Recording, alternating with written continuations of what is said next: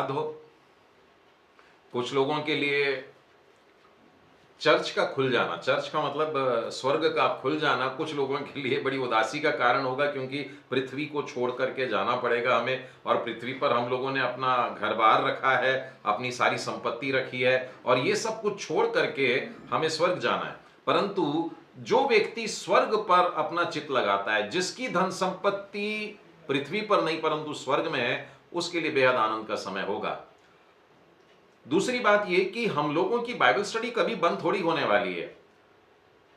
मेरी तो यह इच्छा है, व्यक्तिगत इच्छा है, कि प्रत्येक घर में एक चर्च हो, प्रत्येक घर में प्रतिदिन आराधना होती रहे, सुबह की आराधना और शाम की आराधना, रात की आराधना, परमेश्वर के सम्मुख घर में हर एक पहर पर हम लोग मानो दानियल की तरह 3 बार प्रार्थना करने के लिए इस प्रकार से इकट्ठे हो जाएं कि आप सुबह भी अपने बच्चों को लेकर के प्रार्थना करने बैठे, शाम को जब घर पर एकत्र होते हैं सब लोग अपने अपने ड्यूटी से लौट कर आते हैं, और रात को अपने बिस्तर पर जाने से पहले फिर एक बार एकत्र होकर के प्रार्थना के लिए, परमेश्वर को धन्यवाद देने के लिए इकट्ठा हुआ करें।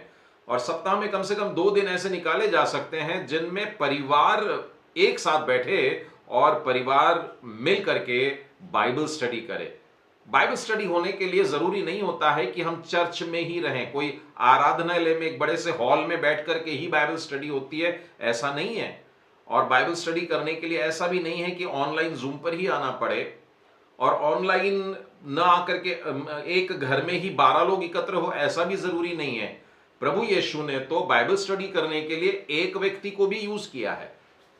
एक व्यक्ति भी अपने प्रश्नों को लेकर के जब प्रभु यीशु के पास में पहुंचा, फिर वो चाहे आधी रात का समय था, यूहन्ना का 3रा अध्याय, या फिर दोपहर की तपती धूप हो, यूहन्ना का 4था अध्याय, कैसी भी परिस्थिति हो, बाइबल पर मनन करने के लिए, प्रभु जी ऐसा लिखा हुआ है, इसका क्या अर्थ है, प्रभु जी वचन में ऐसा है, पवित्र शास्त्र में यह है, पुराने नियम में लिखा हुआ है, इसका क्या अर्थ है, और प्रभु यीशु बताते हैं। 33वें अध्याय के 3रे वचन में लिखा है, मुझसे मांग, मुझसे प्रार्थना कर। अंग्रेजी में लिखा है कॉल अनटू मी, यानी मुझे पुकार, मैं तेरी सुनूंगा। जब तू मुझे पुकारे तो मैं तेरी सुनूंगा, जब तू दुहाई दे तो मैं नीचे उतर आऊंगा। तो जब हम पुकारते हैं तो परमेश्वर सुनता है और उतर करके आता है। और किस लिए आता है? लिखा हुआ है, जब तू मुझे पुकारे तो मैं तेरी सुन करके तुझे बड़ी बड़ी और रहस्यमयी बातें, हिडन थिंग्स, जिन्हें तू आज नहीं जानता है, वो सब मैं तुझको बताऊंगा। और बीते सप्ताह में बहुत सारे लोग अपनी गवाहियां दे रहे थे, बच्चों ने भी बताए और बड़ों ने भी, कि अंकल आप सच में बंद कर रहे हैं क्या, भैया आप सच में बंद कर रहे हैं क्या? क्योंकि हमने बीते दिनों में, बीते महीनों में बहुत सारी बातें ऐसी जो हम लोगों को नहीं मालूम थी, हमें मालूम पड़ गई। तो ये बातें मेरे ही पास में है ऐसा नहीं है, ये सारी बातें परमेश्वर से लेकर के मैं आपके पास में भेज दे रहा हूं, बता देता हूं। ये वही परमेश्वर है जिसने मुझे प्रॉमिस किया, वही परमेश्वर आपसे भी प्रॉमिस करता है। तो जब आप मांगेंगे तो परमेश्वर आपको भी देगा। तो आप परमेश्वर के साथ में अपने घर पर भी आधी रात को भी बैठ करके जब उससे पूछेंगे तो परमेश्वर जरूर बताएगा, आपको बताएगा, आपके पूरे परिवार को बताएगा, आपके बच्चों को बताएगा, आपके साथ में बैठे सारे लोगों को बताएगा। तो मैं चाहता हूं कि बाइबल स्टडी बंद नहीं होना चाहिए, चाहे आप मेरे साथ में बैठें, अपने घर में अपने बच्चों के साथ में बैठें, अपने पास्टर्स के साथ में, अपने पड़ोसियों के साथ में, किसी के भी साथ में हो। बाइबल स्टडी जो है ये तो हमारी रोज की रोटी है, और रोज की रोटी तो खाना ही है। ऐसा नहीं है कि अभी भैया ने जूम बंद कर दिया है तो अब क्या खाएंगे, अब हम क्या भूखे मर जाएंगे। बिल्कुल भूखे नहीं मरना है आप लोगों को। यदि वास्तव में रोटी खाई गई है, मैंने अगर भूख उत्पन्न करा दिया है, तो ये भूख की वजह से जान लीजिए कि मन्ना जो है ये परमेश्वर देता है, और रोज देता है, और रोज का पोर्शन देता है। आप अगर परमेश्वर के वचनों में इस बात को पढ़े तो परमेश्वर ने मूसा से कहा था, हर एक व्यक्ति के भूख के अनुसार, छोटा बच्चा है तो थोड़ा सा, और अगर बड़ा आदमी है, जवान आदमी है, तो उसके लिए ज्यादा सा, है ना। तो हर एक दिन परमेश्वर यह बात देने को तैयार है। और ये आत्मिक मन्ना जो है, परमेश्वर का वचन जो है, परमेश्वर के वचन के जो भेद हैं, प्रतिदिन हम लोग परमेश्वर के थोड़ा करीब थोड़ा करीब थोड़ा करीब ऐसे पहुंचते जाते हैं, और परमेश्वर के समान होने के लिए, सिद्धता में होने के लिए, उसकी पवित्रता में बन जाने के लिए हम लोग आगे बढ़ रहे हैं। इसलिए मैं यह प्रार्थना कर रहा हूं परमेश्वर से कि यह जूम का यह सिस्टम रहे या ना रहे, लेकिन हम में से प्रत्येक लोगों के घर में बाइबल स्टडी होती रहनी चाहिए।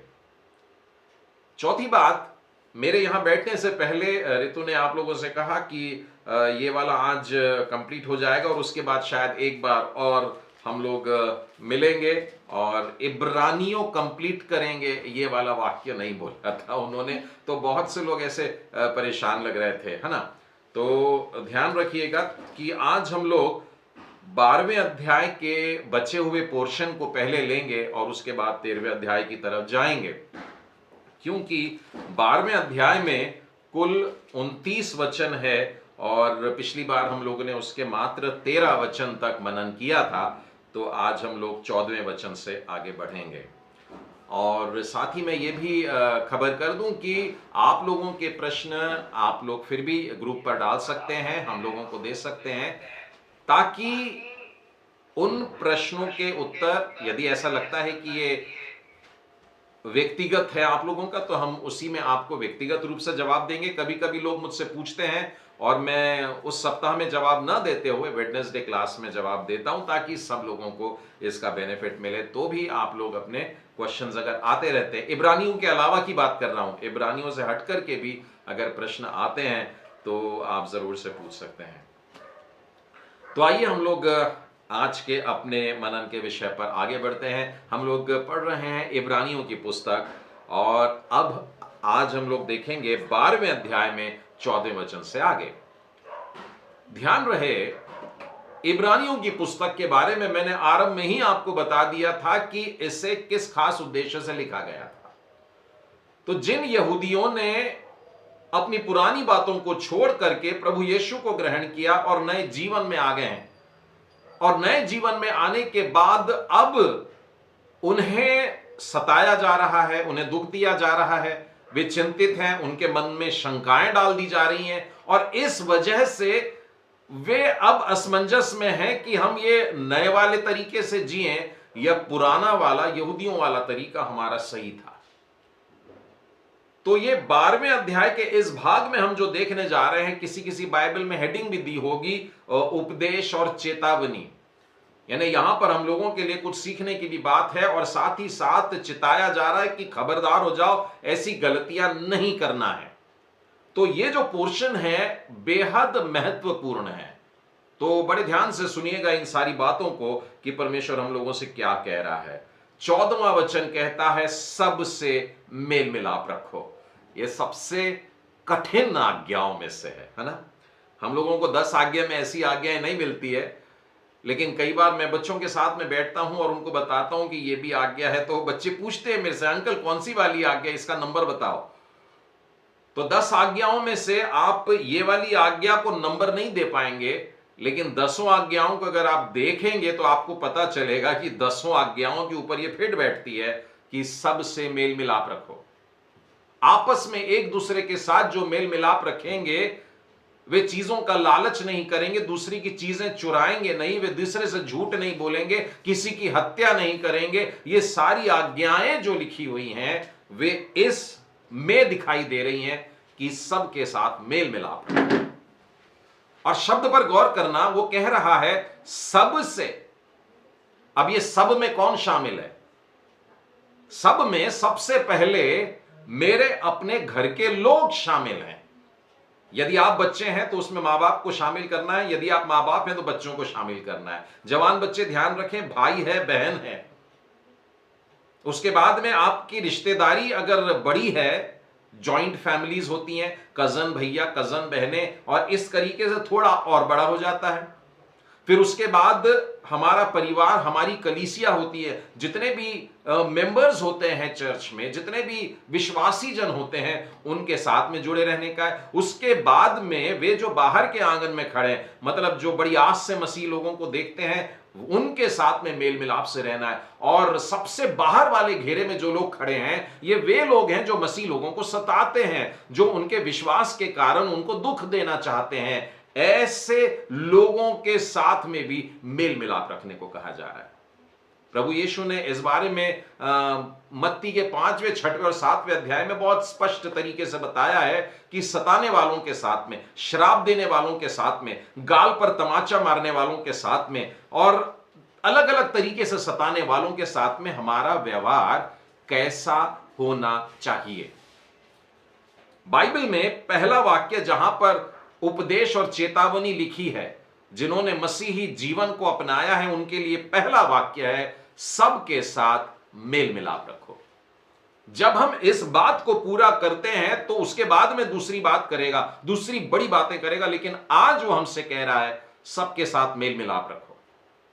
बाइबल स्टडी का उद्देश्य केवल इतना नहीं होता है कि हम बहुत ज्ञानी हो जाएं।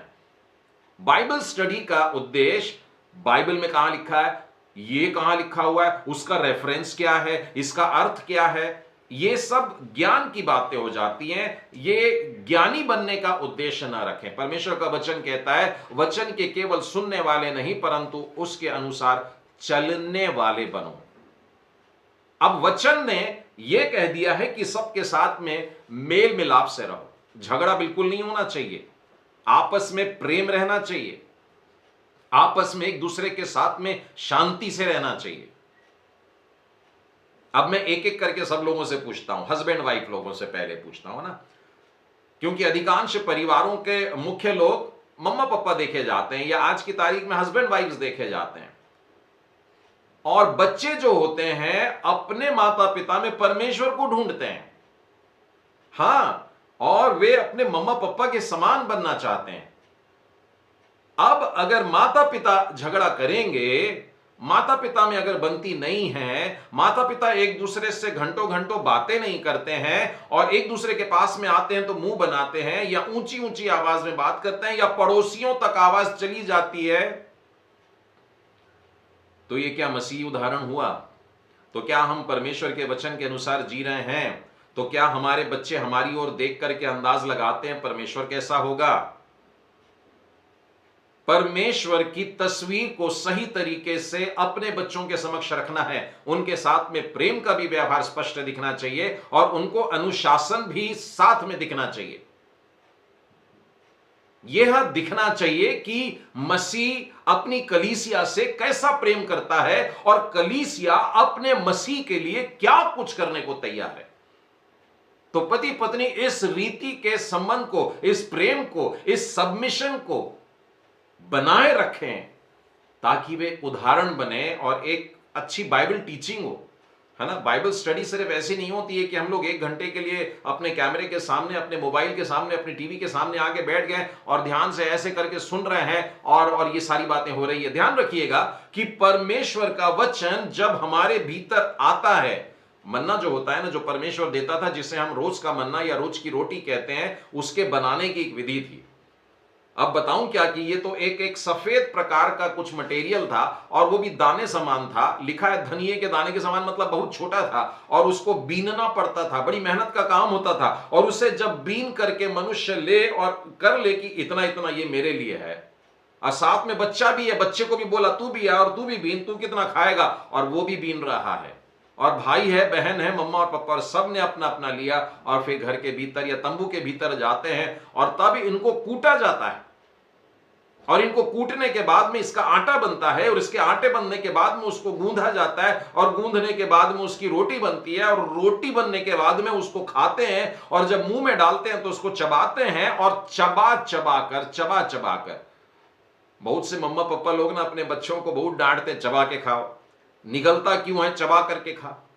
लेकिन बाइबल स्टडी की जब बात आती है, हम अपने बच्चों को चबा कर सिखाना नहीं कर रहे हैं, उन्हें बाइबल के वचनों को चबाना, 32 बार चबाना बोलते हैं हम लोग, है ना। परमेश्वर के वचन को अगर हमने 32 बार चबाना शुरू कर दिया तो ये इतना तरल बन जाएगा, यानी इतना पानी बन जाएगा कि जब हमारे शरीर में उतरेगा, अब जो थोड़ा बहुत डाइजेस्टिव सिस्टम जानते हैं वे जानते हैं जो खाने के तत्व होते हैं, मिनरल्स हैं, विटामिन हैं, ये सारी चीजें खून में तब आएगी जब हम निगलेंगे नहीं। हम लोग अगर सिर्फ निगल लेते हैं तो हमारे शरीर से वैसा ही निकल जाएगा, लेकिन चबा कर जब करते हैं तो हमारे खून में उतरता है। और खून में भी चढ़ने की एक प्रक्रिया होती है जब वो अतड़ियों के थ्रू जाता है, यानी बहुत समय तक उसको हमारे अंदर रख करके उस पर काम करना है, मंथन करना है, मनन करना है। जब ऐसा होता है तब ही ये हमारे खून में आता है। जब हमारे खून में आता है तब हमारे अंग अंग में, सेल सेल में जाकर के उसका प्रदर्शन होता है, यानी दिखाई देता है हमारे शरीर में फलानी चीज है। और डॉक्टर कई बार देख करके एनेमिक हो, एनेमिक हो का क्या मतलब है, तुम्हारे शरीर में बिल्कुल ऐसा लगता नहीं है कि आयरन है, यानी हमारे जीवन को देख करके पता लग जाता है कि इसके अंदर परमेश्वर का वचन है ही नहीं। ये मेल मिलाप से नहीं रहते हैं, इनके घर में रोज झगड़े चल रहे हैं। अब माता पिता जब झगड़ा कर रहे हैं ना, तो कई बार ऐसी तस्वीर आती है, छोटा बच्चा जाता है आईने के सामने, बहुत चिल्ला रहा, बहुत छोटा सा बच्चा है, आप लोगों ने व्हाट्सएप वीडियोस में देखा होगा, एक नन्हा सा बच्चा मिरर के सामने, आईने के सामने खड़े रह के ये चिल्ला रहा, वो चिल्ला रहा, और सब लोग हंस रहे हैं जोर जोर से। ये हंसी की बात नहीं है, उस बच्चे ने अपने माँ बाप को यह करते हुए देखा और बस वो आईने के सामने खड़े रहकर करना चाह रहा है। वो अपने माता पिता से क्या ले रहा है? आप सोचिए कि ये बच्चे जब बढ़ जाएंगे तो क्या होगा, वो कौन सी चीजें दिखाएंगे हम लोगों को। मेरे अपने पास में कई माता पिताओं को देखा है जो बड़े उदास होकर के, दुखी होकर के आते हैं और यह वाक्य बोलते हैं, ब्रदर हमारा बेटा हमारे हाथ से निकल गया। बड़े दुखी होकर बोलते, बहुत उदास होकर के बोलते हैं। क्यों? क्योंकि उसमें अच्छी बातें नजर नहीं आ रही है। अब मैं माता पिताओं से ही कह रहा हूं कि जो बातें जिस समय आपके बच्चों में चली जानी चाहिए वो अगर नहीं गई है तो बड़प्पन में, यानी कि बच्चा जब बड़ा हो जाएगा तब यही बातें दिखाई देगी। अब पछताए का होत जब चिड़िया चुग गई खेत। सारी बातों के होने के बाद में ऐसा सोचेंगे अभी हम प्रार्थना करेंगे और बहुत प्रार्थना करेंगे और परमेश्वर हमारे बच्चे को बदल डालेगा। परमेश्वर कहता है जब बोने का समय था तब बो, जब कटनी का समय आता है तो केवल कटनी होती है, उस दिन तुम बोओगे और बोते बोते बोलोगे प्रभु जी एक आश्चर्य कर्म कर दे, अब भी उग जाए। परमेश्वर का वचन हमसे पहला शब्द यह कह रहा है कि सब से मेल मिलाप रखो। अगर मैं दुश्मनों की बात कर रहा हूं, दुश्मनों को गले लगाने की बात कर रहा हूं, तो पहले मेरे को यह प्रश्न का जवाब देना है कि क्या मैं अपनों से प्रेम करता हूं। अब मैं जवान बच्चों से बात करना चाहूंगा कि क्या आप अपने माता पिता से प्रेम करते हैं? जब छोटे बच्चे यहां की रेगुलर क्लासेस में आते हैं तब उनको पहला पाठ जो हम पढ़ाते, जो नए बच्चे आते हैं, कि 5वीं आज्ञा बोलो। और जिन बच्चों का माता पिता साथ में लेकर के आते हैं ना, वो साथ में बैठे, 2-3 बार ऐसी घटनाएं घटी हैं, ध्यान से सुनना क्या हुआ। तो ये माता पिता लेकर के आए हमारे पास में और उन्होंने कहा कि ये सीबीसी में बच्चे का एडमिशन कराना है। हमने कहा ठीक है बैठी।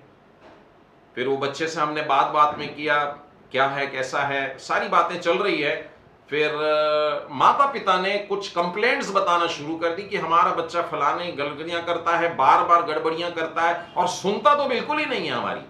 देखिए बच्चे के सामने उसी के क्रिटिसिज्म किए जा रहे हैं। बच्चा बड़ा सहम गया है, बहुत उदास हो गया है, सिर उठाने की हिम्मत नहीं हो रही है उसकी।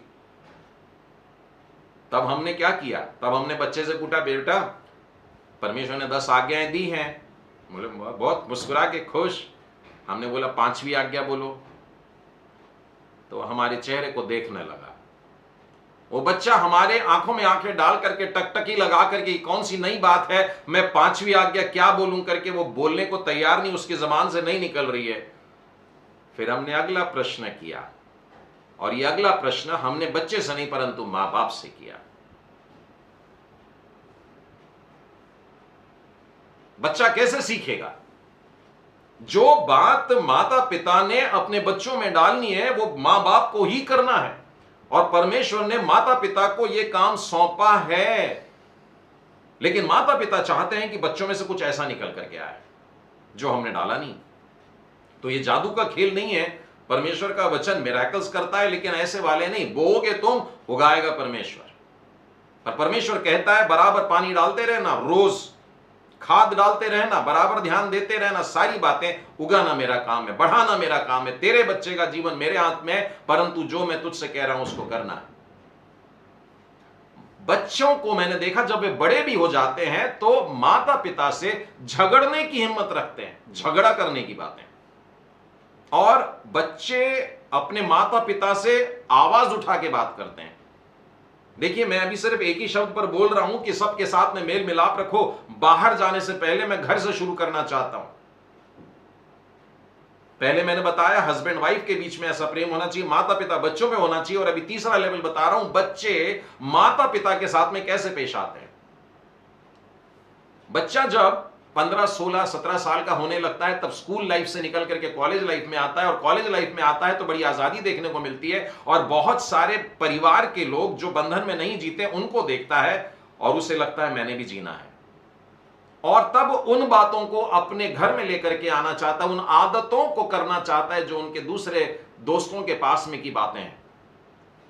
और ये बातें जब वो अपने माता पिता से करता है, अपनी अधिकार की बातें करने लगता है, आवाज उठाने लगता है, तब माता पिता बहुत निराश हो जाते हैं।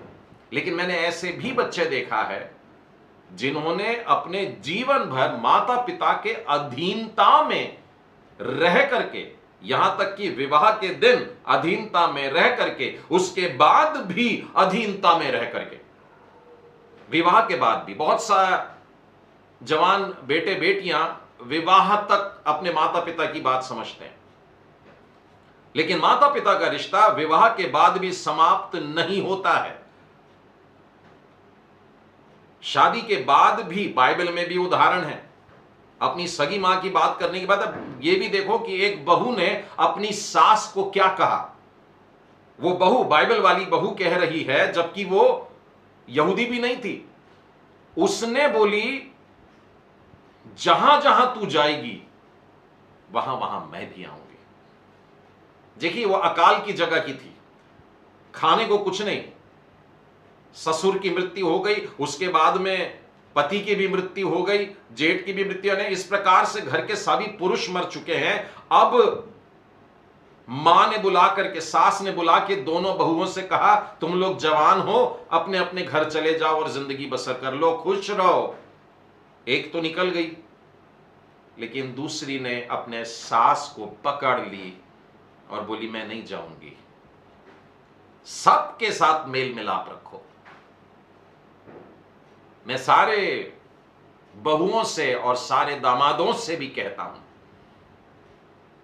बाइबल हमसे आज्ञा पूर्वक कह रही है सबके साथ मेल मिलाप रखो। एक बार एक पति पत्नी एक झगड़ा लेकर के मेरे पास पहुंचे थे, और हस्बैंड का ये कहना था कि जो मेरी पत्नी है वो मेरे मम्मा पापा को, यानी इसके सास ससुर को बिल्कुल भी रिस्पेक्ट नहीं करती है। तो मैंने एक बहुत छोटी सी सलाह दिया। मैंने कहा कि जो आपकी पत्नी है इनके माता पिता कहाँ हैं? तो पता लगा उसी शहर में है। अच्छा, मैंने बोला पिछली बार कब गए थे? तो बोले पिछले क्रिसमस पर गए थे। तो पत्नी के माँ बाप से मिलने के लिए पिछले क्रिसमस पर गए थे, और अपने माँ बाप से, ये बातें बड़े धीरे धीरे बताया था मैंने, पर आज ये इसमें जोश में आया हूं इसलिए जोर से बोल रहा हूं। तो हस्बैंड चाहते हैं कि बहू मेरे माता पिता को 365 दिन इस तरीके से प्रेम करे, और खुद के माँ बाप की जब बात आई तो ना।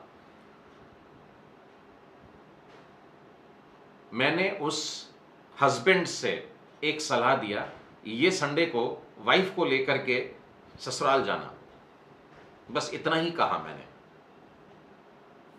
और उस पत्नी के लिए बड़ा सरप्राइज था कि छुट्टी के दिन उसके हस्बैंड ने कहा आज अपन तेरे घर जाएंगे।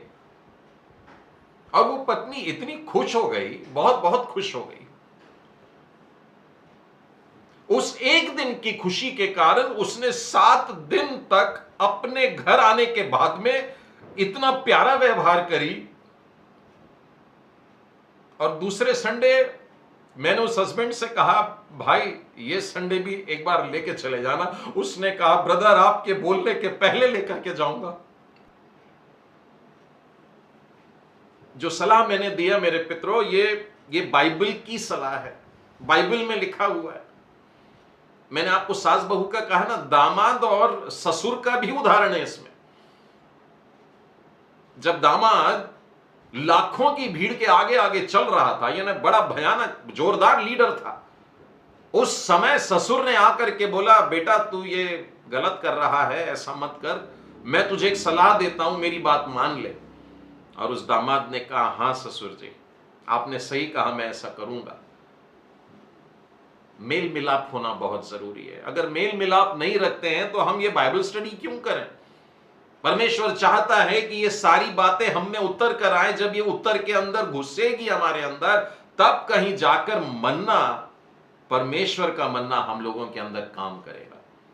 मैं इस प्रकार से हर एक रिश्ते के लिए आपके पास में बाइबल में से उदाहरण दे सकता हूं, पर मैं चाहता हूं आप भी अभी खोजिए उसमें से। अगर मैंने कोई रिलेशनशिप के ऊपर नहीं बोला है अभी कि कैसे और हो सकते हैं, इसमें दोस्तों के उदाहरण है, विश्वासी भाई बहनों के साथ में किस प्रकार का मेल मिलाप है, यहां तक कि अन्य जाति भाई बहनों के साथ में भी मेल मिलाप रखने की आज्ञा है, उसके बारे में भी लिखा हुआ है।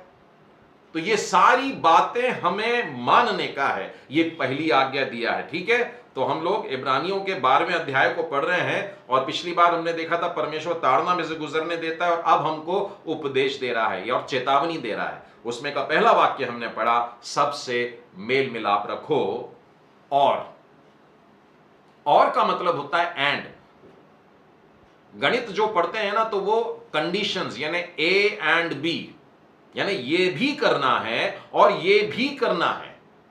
तो पहली वाली बात क्या है? तो मेल मिलाप से रहने का है, और उसी के साथ साथ उस पवित्रता के खोजी होने का है। बहुत से लोग बोलते हैं ब्रदर हो ही नहीं सकता। बाइबल आपको होने के लिए कहां बोल रही है? खोजने के लिए बोल रही है। मैंने बहुत सारे जवान लोगों को जो अच्छी अच्छी पढ़ाई करके अच्छी अच्छी जगह पहुंच जाते हैं, उन लोगों का कहना होता है अंकल एक बार हम लोगों की ये पढ़ाई कंप्लीट हो जाएंगे ना, मेरा पोस्ट ग्रेजुएशन कंप्लीट हो जाएगा, मैं परमेश्वर के मिनिस्ट्री में आ जाऊंगा। जितनों ने इस प्रकार की प्रोमिसेस की थी, वो उनकी पढ़ाई कंप्लीट होकर के कई साल हो गए, वो नहीं आए। जिन्होंने कहा था परमेश्वर मुझको एक जॉब दे दे जिसमें मैं 5 साल बहुत अच्छा कमाऊंगा, यहां तक कि उनमें से एक व्यक्ति इस समय साउथ ईस्ट मतलब सऊदी में है, और जब नागपुर में था यहां पर, और बड़ा सिंपल लड़का था, तो बड़े रो रो कर दुआ से मांग लिया कि प्रभु जी आपकी मिनिस्ट्री के लिए ये करना वो करना, मुझे एक जॉब दीजिए, और जब मैं जॉब लूंगा तो प्रभु जी आपका बहुत बड़ा काम करूंगा। तो परमेश्वर ने उसे बहुत बड़ा काम दिए, और लाखों का नहीं परंतु इतना कि वो 3-3, 4-4 लाख घर भेज सकता है हर महीने, इतनी कमाई का।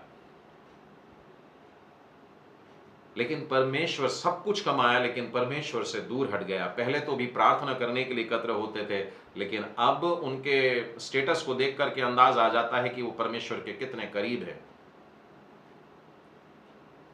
हम लोग परमेश्वर के पवित्रता के खोजी बने। परमेश्वर के समान हम लोग आज नहीं बन सकते। एक दो लोगों का, हमारे समूह में से कुछ लोगों का कहना है ब्रदर अभी मैं परफेक्ट नहीं हुआ हूं, जब मैं परफेक्ट हो जाऊंगा ना, यानी मेरे अंदर की कुछ गलतियां हैं, मैं उनको निकाल के जब मैं एकदम शुद्ध और पवित्र हो जाऊंगा ना, उस दिन मैं प्रचार शुरू करूंगा। हो गई बात। कब होंगे पवित्र? बाइबल बताती है आपकी डेट, किस दिन आप पवित्र होने वाले हैं। जिस दिन प्रभु यीशु आएगा उस दिन आप उसके समान हो जाएंगे, बाइबल कहती है। अब आप बताइए कि आप प्रचार का कार्य या मसीह जीवन में सेवकाई का कार्य किस दिन स्टार्ट करेंगे? आप कहते हैं जिस दिन मैं पवित्र हो जाऊंगा। वो दिन कभी नहीं आ पाएगा। परमेश्वर आपसे आज सिर्फ इतना चाहता है कि स्टार्ट सर्चिंग हिम टुडे। आज उसको ढूंढना शुरू कर दो, आज उसके पवित्रता की खोजी बन जाओ, आज उसके पीछे लग जाओ। बिल्कुल, मैं परमेश्वर के वचनों में से ढूंढूंगा, मैं परमेश्वर के वचन में से निकालने का प्रयत्न करूंगा। खदान में जाते साथ ही हीरे मिल नहीं जाते हैं, गहरे गहरे जाना पड़ता है। कोई डुबकी लगा ले और जाकर के मोती लेकर आ जाए, ऐसा हर बार नहीं होता है। वो गहरे में जाना पड़ता है, गहरे में जाकर डुबकियां लगाते हैं। और कविता थी एक कि गोताखोर 100 बार डुबकियां लगाता है, तब कहीं जाकर के एक बार एक मोती लेके आता है। कोशिश करने वालों की हार नहीं होती। चींटियों का भी वर्णन है, गिर जाती हैं, बार बार गिरती, उठ करके जाती हैं। मसीह जीवन के लिए भी लिखा है, धर्मी 7 बार गिरेगा। धर्मी व्यक्ति 7 बार गिरता है, लेकिन 7 बार उठ करके चलता है। किस लिए? क्या वो अपने परफेक्शन के होते तक रुका रहेगा, उसके बाद में प्रभु जी का कार्य करेगा? नहीं, हमें परमेश्वर की पवित्रता के खोजी होने का है। पहला काम हमने क्या किया कि सबके साथ में मेल मिलाप रखा है। दूसरा है कि उस पवित्रता के खोजी होने का है। आगे देखिए क्या लिखा है, जिसके बिना कोई प्रभु को कदापि न देखेगा। अब मैं और आप परमेश्वर को देखने की इच्छा रखते हैं, स्वर्ग जाने की इच्छा रखते हैं, तो बाइबल ने आज हमको कंडीशन बता दिया कि ये 2 बातें अगर आपके जीवन में है तो आप परमेश्वर को जरूर देखोगे। तो पहली बात है कि आपस में मेल मिलाप से रहने का, आपस में किसी भी प्रकार का कोई झगड़ा नहीं होना चाहिए। और दूसरी बात कि उस पवित्रता के खोजी बने, यानी परमेश्वर वाली डिफाइंड पवित्रता की, परमेश्वर ने जिसे परिभाषित किया है वो वाली पवित्रता, मनुष्यों की लिखी हुई पवित्रता नहीं, परंतु उस पवित्रता के खोजी हो जिसके बिना कोई प्रभु को कदापि ना देखेगा। ठीक है, तो हमको अब लक्ष्य समझ गया कैसे प्राप्त होगा। हमें 2 बातें पूरी करनी है जो हमको 12वें अध्याय के 14वें वचन में मिलती है।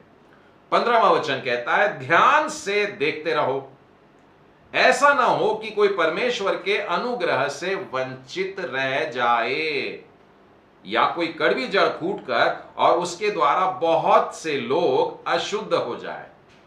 देखिए, हमें देखते रहने के लिए भी बोल रहा है। क्या देखना है ये समझें क्या? ध्यान से देखते रहो, यानी बड़े अलर्ट रह करके देखते रहो। आप में से जो लोग सड़कों पर निकलते हैं, वाहन चलाते हैं, हाईवे पर कार चलाते हैं, वे लोग क्या करते हैं? ध्यान से देखते हैं। किसे देखते हैं?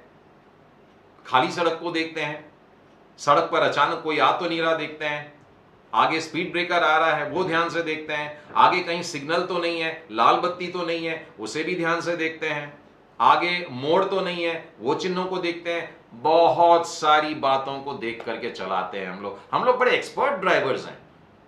लेकिन जब मसीही जीवन की बात आती है, हमसे कहा गया है कि ध्यान से देखते रहो पूरे समय। आप तो सड़क पर जब आते हैं तब सड़क के नियम फॉलो करके बड़े ध्यान से देखते हैं, लेकिन घर में जब आते हैं तो अपनी आंखों को मूंद करके आप आराम से अपने सोफे पर बैठ सकते हैं।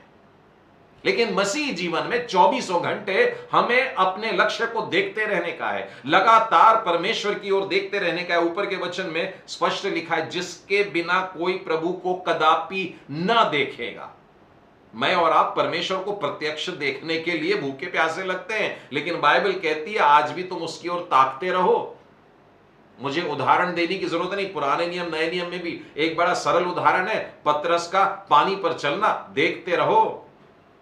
देखते रहो, आगे बढ़ते रहो, पानी पर चलते रहो, सब कुछ संभव है। कठिन से कठिन बात संभव है। देखते रहो, ध्यान से देखते रहो, अपना ध्यान भटकने मत दो। इधर भी तूफान है, यहां पर भी हवाएं हैं, यहां पर भी लहरें हैं, ऊपर भी घटाएं हैं, लेकिन ध्यान से देखते रहे, यीशु को देखते रहे और तू बढ़ता जा, तू उन्नति करता जा, तू उस पवित्रता में बढ़ता जा, तू मेल मिलाप में बढ़ता जा। और होगा क्या? तू परमेश्वर को एक दिन प्रत्यक्ष देखने वाला है। बाइबल कहती है कहीं ऐसा ना हो कि कोई परमेश्वर के अनुग्रह से वंचित रह जाए। मतलब हम परमेश्वर के इतने करीब आकर के भी दूर हो सकते हैं। वंचित रह जाना मतलब मिलने ही वाला था परंतु शटर डाउन हो गया, तो फिर उदास होकर के हमें लौटना पड़ा।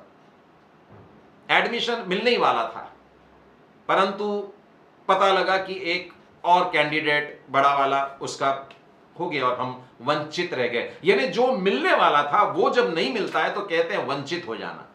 ऐसा नहीं है कि ये डिस्क्वालीफाई वाली बात थी, हमको वो मिलने ही वाला था, लेकिन उस बात को हम ले नहीं पाए। लेकिन आगे एक बड़ी भयानक बात और बुरी बात लिखी हुई है और उसमें यह चेतावनी दी गई है कि कोई कड़वी जड़ फूट करके कहीं ऐसा ना हो कि कष्ट दे और उसके द्वारा बहुत से लोग अशुद्ध हो जाए।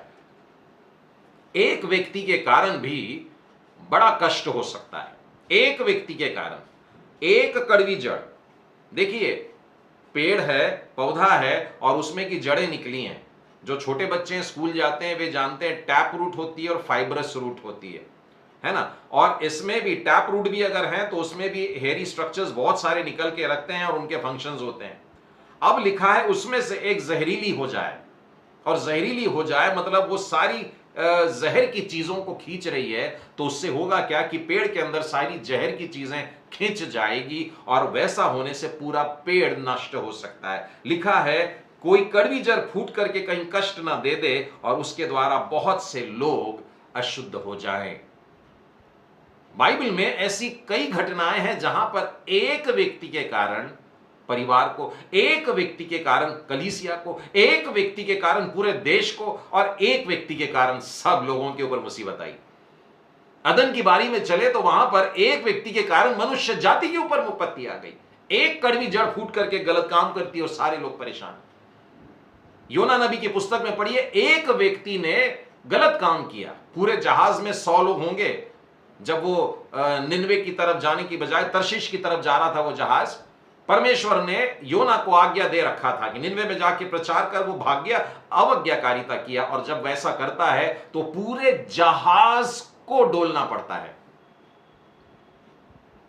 पूरा जहाज डूबने वाला था और वो जहाज पर बहुत सारे ट्रेडर्स बैठे हुए थे और उन्होंने अपने महंगे महंगे चीजों को फेंक दिया, आभूषण को फेंक दिया, अनाज को फेंक दिया, कपड़े लत्ते फेंक दिया, सब कुछ। जहाज को हल्का करना था। प्रॉब्लम क्या हो रहा था कि तूफान बढ़ता जा रहा, बढ़ता जा रहा, बढ़ता जा रहा, और ये तूफान केवल तब शांत हुआ जब एक व्यक्ति को जहाज से निकालकर फेंक दिया गया। कहीं ऐसा ना हो कि कोई कड़वी जड़, कोई एक कड़वी जड़ अगर जुड़ जाती है तो वो मुसीबत लाती है और उसके द्वारा बहुत सारे लोग अशुद्ध हो जाते हैं, बहुत सारे लोग अनुग्रह से वंचित हो जाते हैं। ये पूरा के पूरा एक छोटा सा पैसेज बन रहा है शुरू से लेकर अंत तक। सबके साथ अगर मेल मिलाप नहीं रखेंगे तो कड़वी जड़ को हम मौका देते हैं। भाई बहनों में कई बार प्रॉपर्टी को लेकर के झगड़े हो जाते हैं। देखिए, किसका है? माता पिता का। लेकिन झगड़े कौन करते हैं? बच्चे करते हैं। और बाइबल में तो यह भी उदाहरण दिया है कि मां बाप के जिंदा रहते हुए बच्चों ने झगड़ा किया कि मेरा क्या और तेरा क्या। एक बार तो एक बच्चे ने अपने बाप को बोल दिया, मेरी संपत्ति का पैसा मेरे को दे दे। प्रभु यीशु मसीह अभी हैं सामने और ये लोग अपना राजपाट बांधने लगे कि जब यीशु अपने राज को संभाल रहे, क्रूसित होने के बस कुछ समय पहले की बात है कि चेले लोग आपस में डिस्कशन करने लगे थे, हम में बड़ा कौन है। प्रॉपर्टी का बंटवारा चल रहा। तो परमेश्वर ने इन लोगों को डांटा, तुम्हारा प्रेम कहां चला गया, तुम्हारा मेल मिलाप कहां चला गया, तुम परमेश्वर के पवित्रता के खोजी क्यों नहीं हो, तुम्हारे अंदर ये कड़वी जड़ कैसे फूट करके आ गई, तुम अशुद्धता की तरफ बढ़ने लग गए हो, तुम सब नाश हो जाओगे।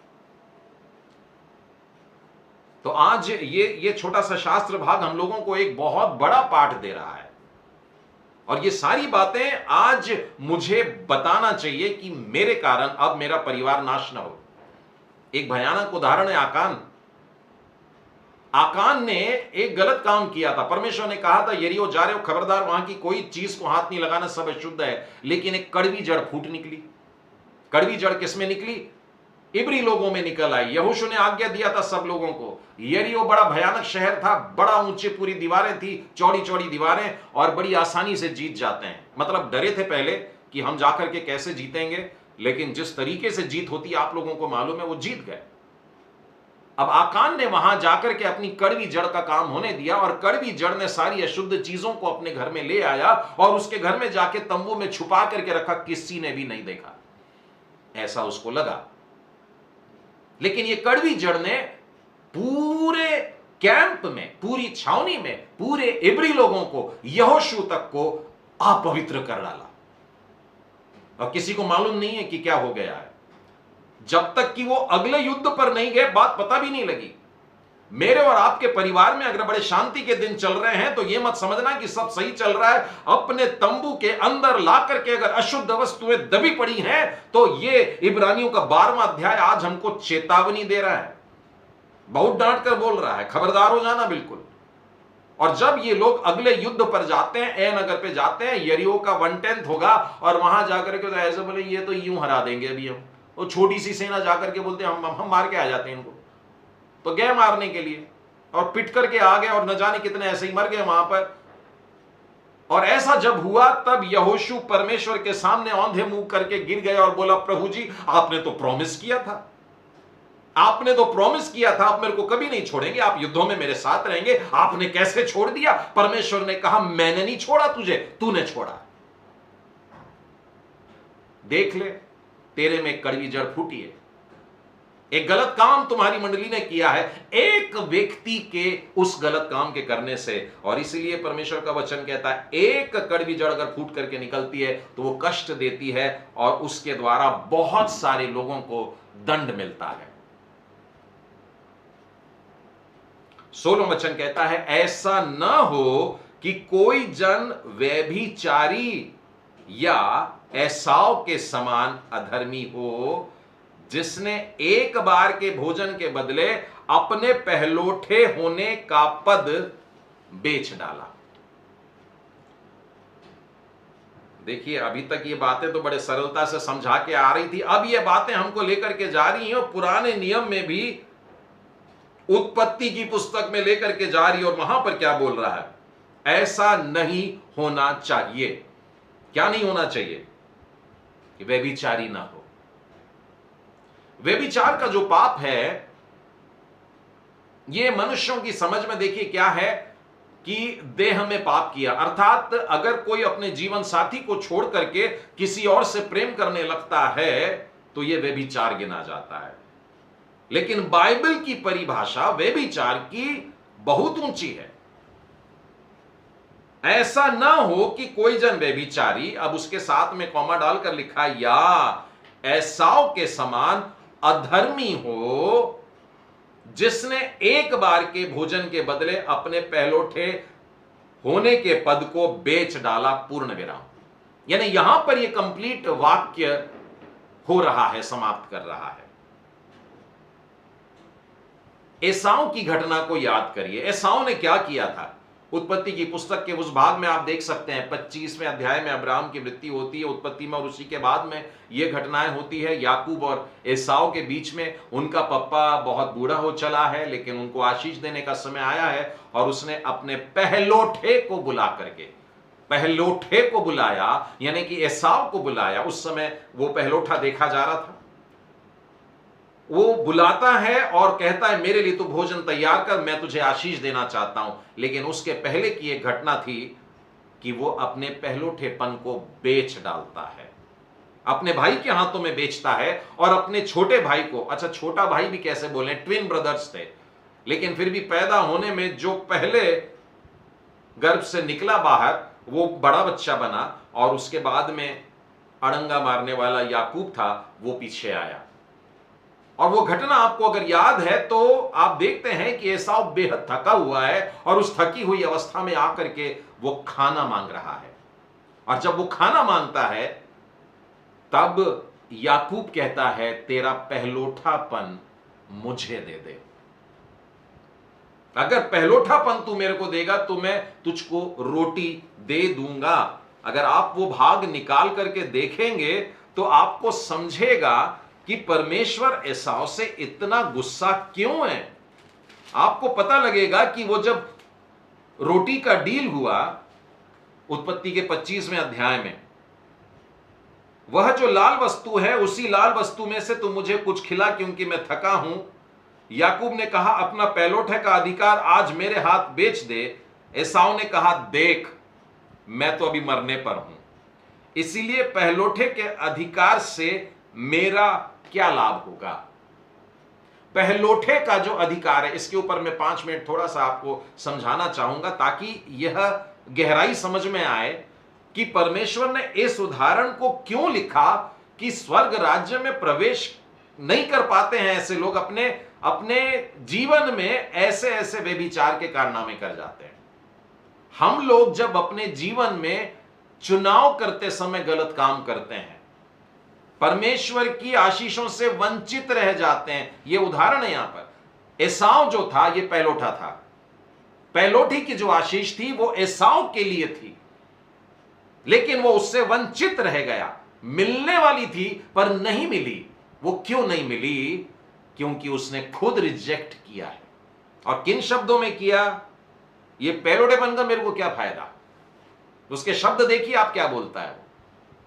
Of what use? मुझे इनसे क्या मिलने वाला? ये पहलोठेपन से मुझको क्या मिलने वाला है? लेकिन बाइबल हमको बताती है पहलोठापन एक बहुत बड़ी आशीष है। और पहलोठेपन के लिए परमेश्वर ने पूरी बाइबल में उत्पत्ति से लेकर के आगे के शब्दों में भी आप देखते हैं तो आप पाएंगे कि परमेश्वर ने पहलोठों को बहुत ऊंचा ठहराया है। मैं आपको निर्गमन की पुस्तक में लेकर के चलता हूं, और निर्गमन की पुस्तक में 13वें अध्याय में आइएगा।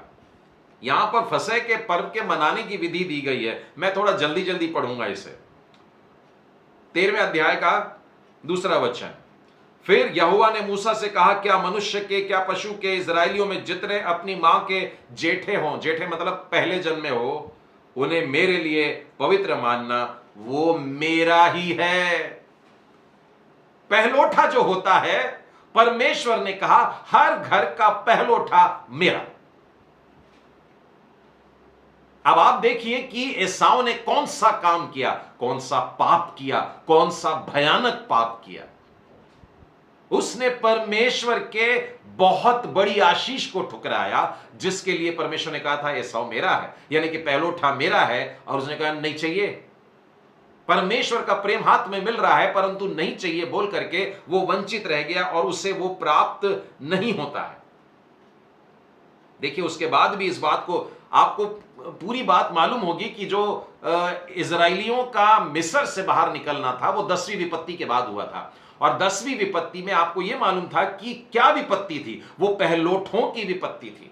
और बाइबल में परमेश्वर ने कहा था कि जब तुम जिस रात को निकलने वाले हो तो ध्यान देना कि सारे घराने के पहलोठे मर जाएंगे, यहां तक कि जानवरों के भी पहलोठे मर जाएंगे।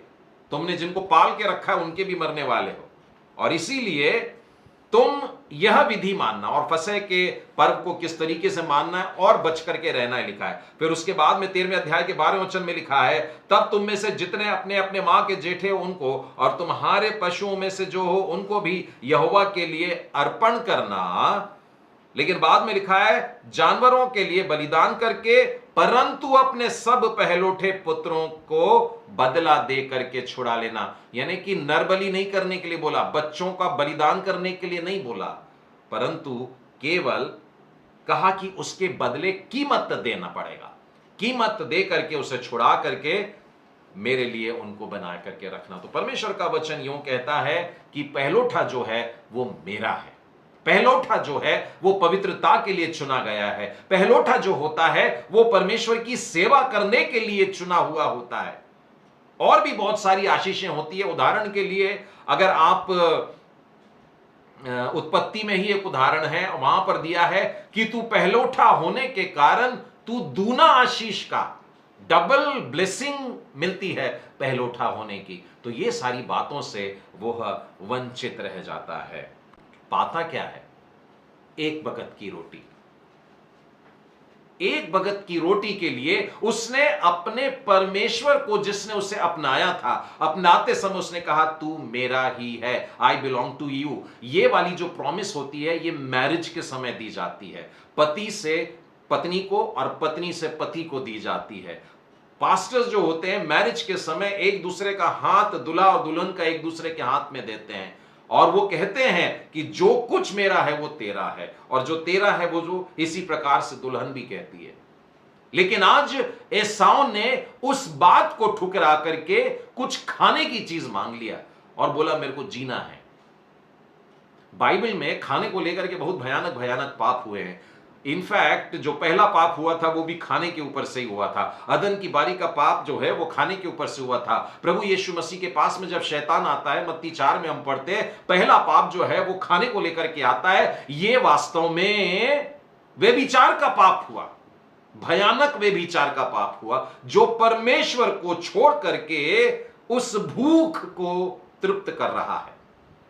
बाइबल में आप देखिएगा पुराने नियम में इजराइलियों ने परमेश्वर की आराधना छोड़ करके बाल के पुजारी बन गए। आपको मालूम है बाल का जो देवता होता है ये भूखा देवता कहलाता है, ये खाने पीने वाला देवता कहलाता है। और बाल के जो पुजारी होते हैं उनको उस मंडली में शामिल होने के लिए बाल को, उस देवता को, उस मूर्ति को अपने खुद के बच्चे होम बलि करके चढ़ाना पड़ता है। यानी वो उसके बाल के पुजारी जो रहते थे, वो बाल के पुजारी अग्नि लेकर खड़े रहते थे। बाल की जो बड़ी मूर्तियां होती थी उनका पेट का भाग भी कई बार आप तस्वीरों में देखेंगे पुराने समय की, कित ऐसा पेट खुला हुआ दिखाया, वहां आग लगी है। और माता और पिता को बोला जाता था अपने बच्चों को पकड़ कर ले जाओ और उनको आग में डालो, भूखे देवते को खिलाने के लिए। परमेश्वर ने इस बात के ऊपर से न जाने कितनी बार बोला है। लोग गलती क्या कर रहे थे, उन्हें क्या अपने बच्चों की हत्या का पाप लगा। ध्यान से पढ़िएगा, यहां पर डांटा जा रहा है व्यभिचारी नहीं बनने के लिए।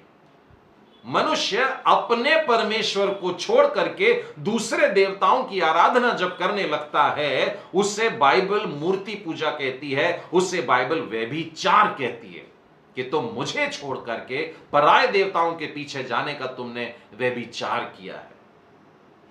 अगर आप निर्गमन नीति वचन के 7वें अध्याय में देखें तो यह बात बड़े एकदम ओपनली बताई गई है। मैं जवानों की क्लासेस जब लेता हूं और अगर व्यभिचार के ऊपर से बताना रहता है तो मैं नीति वचन के 7वें अध्याय में से जरूर उनके साथ में बांटता हूं।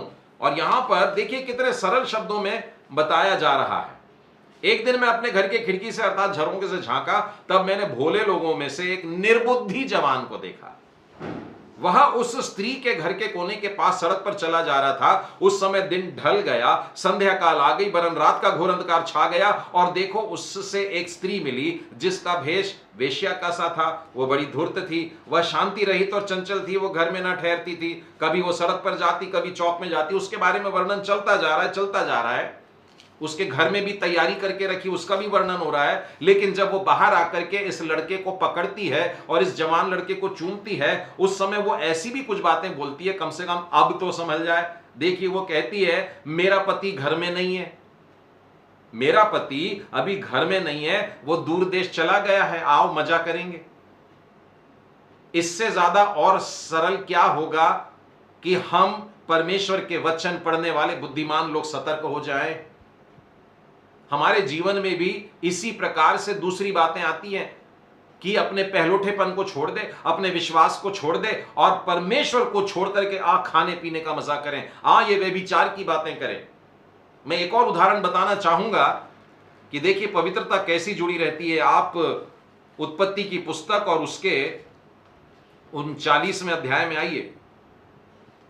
यहां पर देखिए 9वें वचन के पास लिखा है, पोतीपर की जो पत्नी थी वो यूसुफ के ऊपर नजर रखती थी। यूसुफ बड़ा हैंडसम था और यूसुफ परमेश्वर से डर करके चलने वाला था। और वो स्त्री बहुत कोशिश करती थी कि ये व्यभिचार कर ले या मेरे साथ में ये मजे का काम कर ले, लेकिन वो हमेशा टालता रहा, बचता रहा। लेकिन एक दिन ऐसी मुसीबत आ गई कि उसने उसको घर में अकेले पकड़ा। इस घर में मुझसे बड़ा कोई नहीं और उसने तुझे छोड़ और उसकी पत्नी है मुझसे कुछ नहीं रख छोड़ा। देखिए नीति वचन के उदाहरण में भी पता लग गया कि यह शादीशुदा लड़की थी जिसने कही कि मेरा पति तो चला गया है, आ मेरे साथ में मेरे घर चल। और यहां पर भी एक व्यक्ति है, एक स्त्री है जिसका पति है और यह लड़का जानता है कि यह शादीशुदा स्त्री है और वो बाहर चला गया है, इसलिए ये मुझको बुला रही है। यूसुफ ने उस स्त्री के साथ में व्यभिचार नहीं किया और नहीं करने का कारण क्या था? पोतीपर को बहुत आदर करता था। क्या वो पोतीपर की पत्नी का बहुत आदर करता था? कि क्या 10 आज्ञाएं दी जा चुकी थी इसीलिए वो 10 आज्ञाओं का पालन करता था? इनमें से कुछ भी नहीं। यूसुफ ने खुद बोल करके बताया है, मैं भला ऐसी बड़ी दुष्टता करके परमेश्वर का अपराधी क्यों बनूं? उसके आंसर को गौर से सुनना। यूसुफ ने बोला मैं परमेश्वर का अपराधी कैसे बन सकता हूं? और उसने इस काम को करने से अपने आप को रोक करके रखा, अपने आप को रोक कर रखा। इसको कहते हैं पवित्रता के खोजी होना। मैं आप लोगों को एक भयानक बात बताता हूं कि जब मैं ये वाली बात डील कर रहा था, स्कूल के बच्चे थे, 10वीं पास नहीं थे, और उनमें से एक बच्चे ने मुझको ये कहा, अंकल इसमें क्या गलत है, यूसुफ वाले उदाहरण में क्या गलत है? वो लड़की तो तैयार थी। और उसके बाद में वो मुझको आईपीसी के 374 या 76 की कुछ बातें सुनाने लगा, और वो बताया कि ये यूसुफ अगर ऐसा काम करता तो कोई गैर कानूनी नहीं था।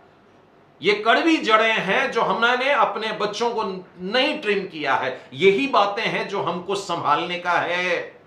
ये भयानक चीजें हैं जो घर में घुस आई हैं। हमारी नजर उन चीजों पर क्यों पड़े जो आकर्षित करती है। वो एसाव ने कहा, वो लाल वाली चीज जो खा रहा है ना तू, वो मेरे को दे दे। नीति वचन में भी लिखा है, प्याले में जब वो उंडेली जाती है तो बड़ी आंखों में चमक लेकर आती है, उसका लाल रंग में वो धार के साथ उंडेली जाती है। जब वो प्याले में गटगट गटगट उंडेली जाती है, उसका कलकल करने से लोगों के अंदर तलब जाग जाती है, चाहिए मेरे को चाहिए, और वो उसे पीने के लिए सब कुछ छोड़ने को तैयार हो जाते हैं। अपना पहलोठापन भी लोग भूल जाते हैं कि मैं मसीही हूं।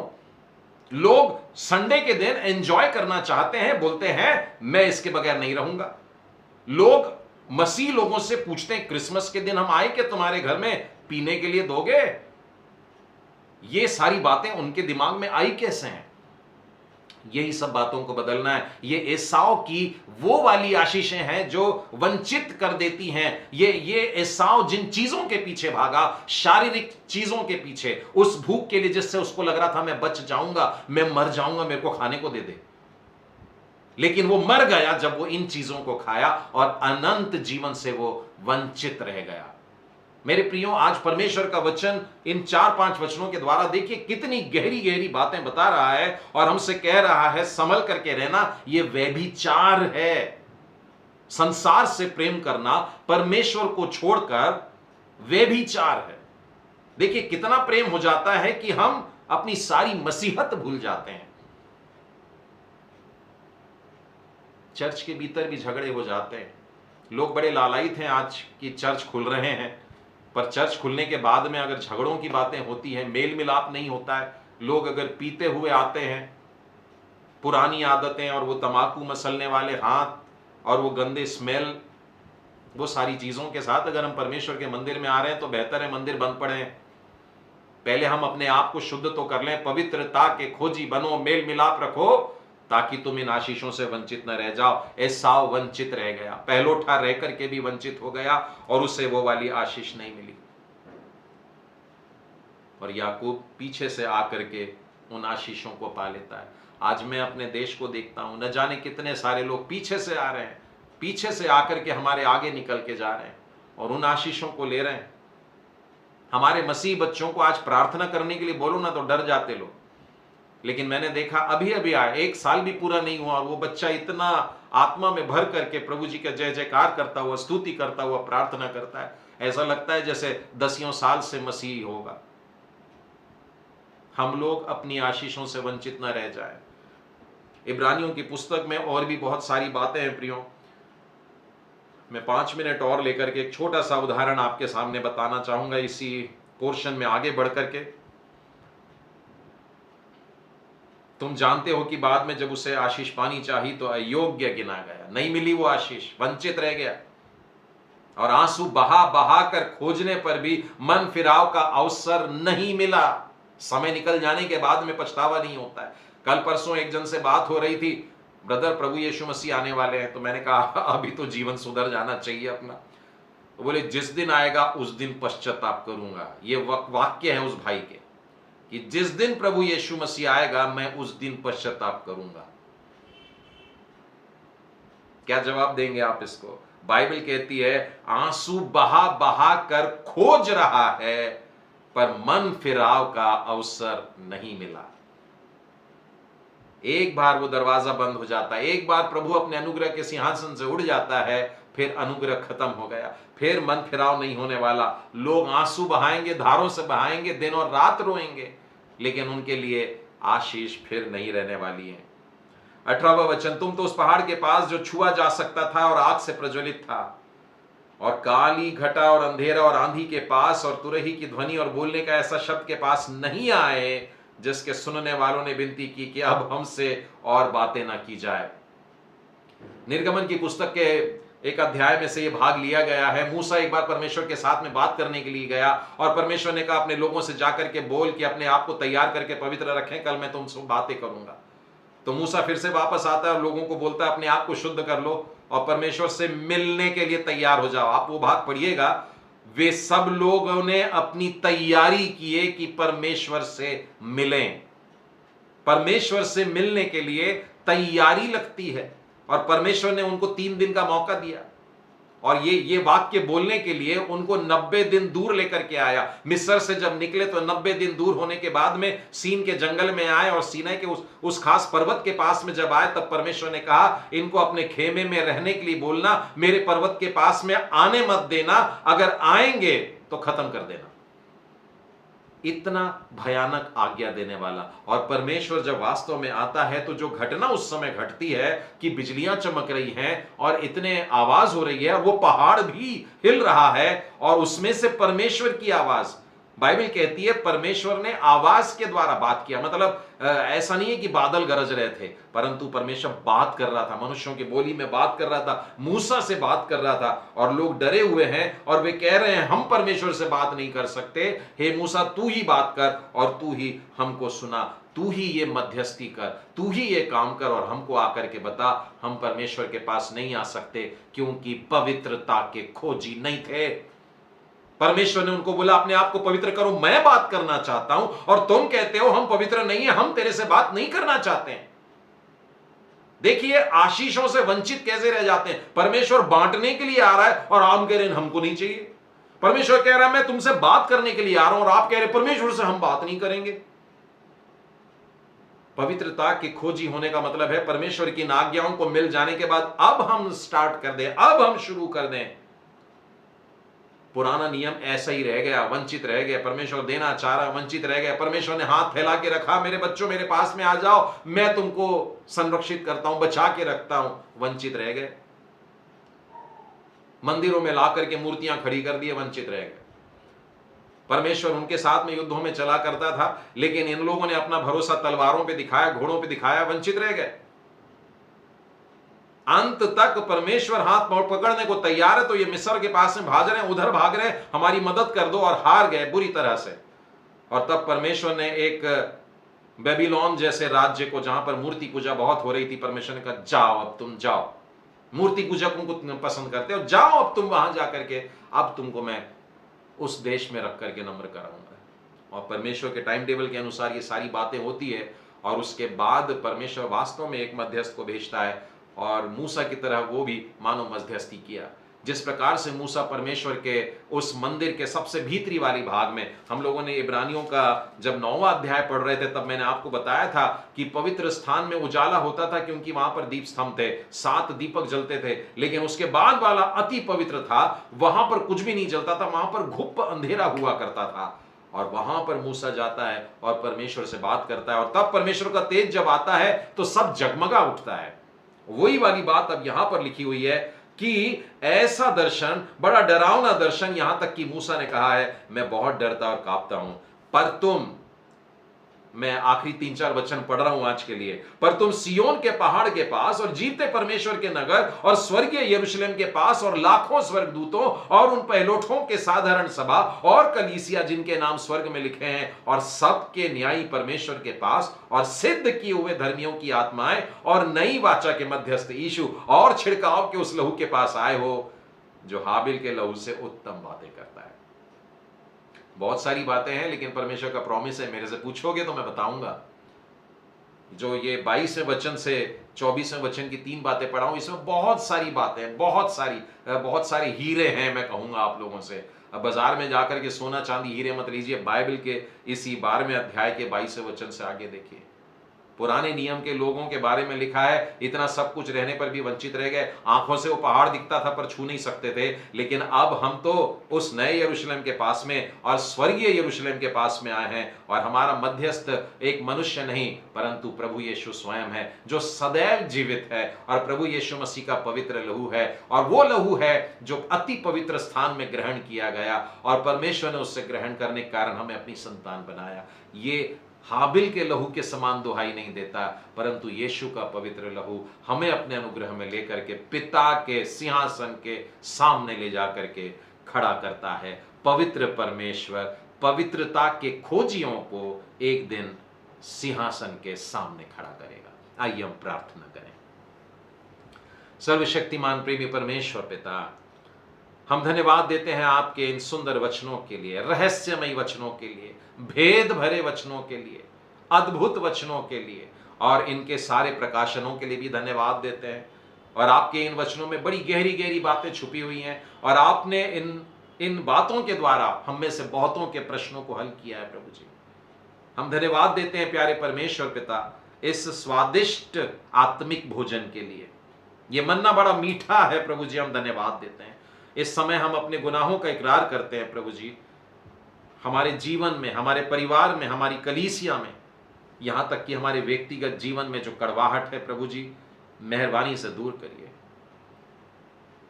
हमने आपके साथ में जो व्यभिचार किया प्रभु जी, अपना भरोसा अपने बुद्धि पर, हमने अपना भरोसा अपने पैसों पर, हमने अपना भरोसा अपने आप पर किया प्रभु जी, हमने व्यभिचार किया। हम आपसे माफी मांगते हैं। और हम में से न जाने कितने सारे हैं जिन्होंने देह में व्यभिचार किया। और प्रभु जी, हम अपने पापों का अंगीकार करते हैं। हमने दूसरे देवताओं के ऊपर अपनी नजरें देखी है प्यारे प्रभु जी, हम माफी मांगते हैं आपसे। हमारे इस गुनाह को माफ कर दीजिए। आपका वचन हमसे कह रहा है, आज की पवित्रता के खोजी बन जाओ। प्रभु जी, मैं अपने आप को और इस फेलोशिप में हर एक भाई और बहन को आपके सिंहासन के करीब लाता हूं प्रभु जी। और यीशु के कारण हमें बड़ा हियाव है, बहुत हिम्मत हो रही है, क्योंकि यीशु का पवित्र लहू हमारे लिए बहा है। हे प्रेमी परमेश्वर पिता, आज आपका वचन हमसे बहुत स्पष्ट बोल दिया है कि आपस में झगड़े मत करो, आपस में क्रोध मत करो, आपस में चिल्लाओ मत, आपस में शांति से रहो, आपस में मेल मिलाप से रहो, आपस में प्रेम से रहो। हर एक पति पत्नी के लिए प्रार्थना करता हूं प्रभु जी, आपका प्रेम उनमें भर जाए। हर एक माता पिता और हर एक बच्चे के लिए, हर एक बूढ़े माता पिता और हर एक जवान, यहां तक कि विवाहित बेटे बेटियों के लिए प्रार्थना करता हूं प्रभु जी, आपका प्रेम उनमें समा जाए। जितनी बहुएं हैं, जितने दामाद हैं, वे अपने सास ससुर के साथ में भी प्रभु जी बड़े प्रेम भरे रिश्ते को रहे। ये शुरुआत है प्रभु जी। आपने कहा पहले मेल मिलाप रख लो और फिर मेरे पवित्रता के खोजी बनो, ताकि मुझे देख सको। हे दयालु परमेश्वर पिता, आपके इन स्पष्ट आज्ञाओं के लिए और स्पष्ट चेतावनी के लिए धन्यवाद देते हैं। हमारे अंदर की कोई खूबी नहीं प्रभु जी, लेकिन आपका अनुग्रह है जो आप हमें दे रहे हैं, और हम इससे अब वंचित नहीं होना चाहते प्रभु, हम इसे खोना नहीं चाहते परमेश्वर पिता। और इसीलिए पश्चातापी हृदय के साथ में आपके पास आते हैं। ये संसार सोच रहा है कि अब सब कुछ खुल जाएगा, अब ये महामारी चली जाएगी और सब कुछ चैन हो जाएगा, लेकिन बाइबल में आपने कह दिया है महाक्लेश का दिन तो अभी आना बाकी है, भयानक दिन अभी आना बाकी है, इससे भी बुरे और बदतर दिन अभी आने बाकी हैं। लेकिन धन्य है वह मनुष्य जिसने अपना भरोसा स्वर्गीय यरूशलेम पर रखा है। यीशु, आप जिस स्थान में हमको लेकर के जा रहे हैं वो हमेशा तक रहने वाला है, और इसीलिए हम आनंदित रहेंगे प्रभु। हर एक क्लेश में आनंदित रहेंगे, हर एक दिन आनंदित रहेंगे, हर एक परिस्थिति में आनंदित रहेंगे। हे प्यारे प्रभु जी, फिर एक बार इस फेलोशिप में जुड़े प्रत्येक परिवार को आपके पवित्र हाथों में देते हैं, और हम प्रार्थना करते हैं प्यारे परमेश्वर पिता, हर एक घर में आपकी शांति स्थापित हो जाए। लोग इस संसार से प्रेम न करें, लोग इस संसार की खाने की वस्तुओं से प्रेम न करें, परंतु आत्मिक मन्ना से रोज तृप्त होते रहें। हे प्रेमी परमेश्वर पिता, जितने लोग अपने अपने घरों से दूर हैं और जितने लोग यात्रा में हैं, हर एक को भी प्रभु जी आपके हाथों में सौंपते हैं। फेलोशिप में जितने भी परिवारों में नन्हे बच्चे हैं, मासूम बच्चे हैं, बहुत छोटे बच्चे हैं, प्रभु उनको आपके पवित्र हाथों में रखते हैं। आपका पवित्र लहू उसकी सामर्थ्य के साथ में और चंगाई के साथ में हम में से प्रत्येक पर बना रहे। प्रभु परमेश्वर पिता, आपके अनुग्रह से अगले सप्ताह फिर से हमें मिलने में सहायता करिए। सारी महिमा आदर और गौरव आपको देते हुए यह प्रार्थना हम अपने उद्धार करता प्रभु यीशु मसीह के नाम में मांगते हैं, इसलिए सुन और ग्रहण कर। आमीन।